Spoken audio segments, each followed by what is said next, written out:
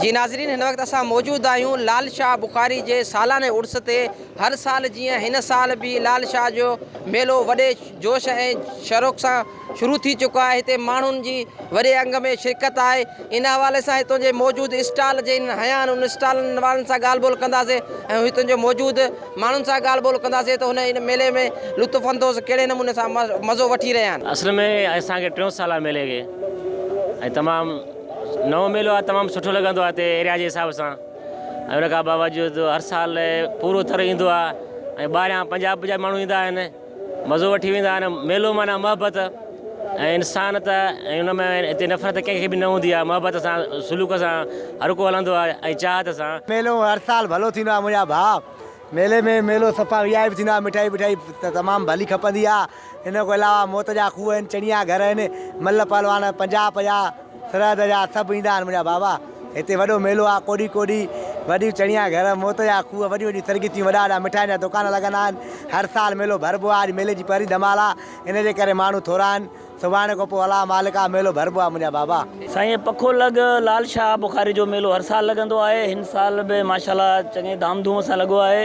हिते ईंदे असांखे काफ़ी लुत्फ़ अंदोज़ मिलियो। वॾो हिते अमुन आहे माशाल्लाह। अॼु साईं जी पहिरीं धमाल आहे।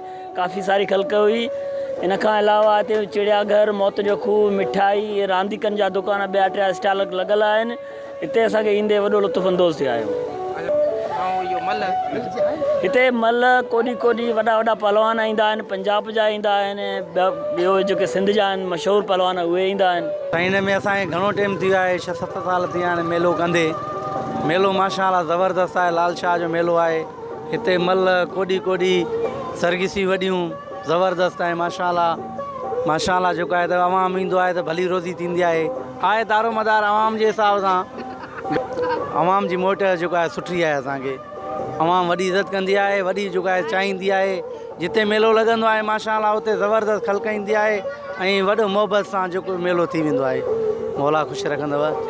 जी नाज़रीन, तव्हां हितों मौजूदु माण्हुनि जूं ॻाल्हियूं ॿुधी हिननि जो इहो ई चवणु हुयो त असां हिन सालाने उर्स में जेको आहे असांखे तफ़री महसूसु थींदी आहे। हितों जा जेके मुख़्तलिफ़ स्टॉल लॻल हूंदा आहिनि उन स्टॉलनि तां असां ख़रीदारी कंदा आहियूं। हितों जिन स्टॉल लॻाया उन स्टॉलनि वारनि जूं बि तव्हां ॻाल्हियूं ॿुधी हिननि जो इहो ई चवणु हुयो त असां हर साल हिते मेले में ईंदा आहियूं ऐं असांजो कारोबार वॾे जोश ऐं जज़्बे सां हलंदो आहे।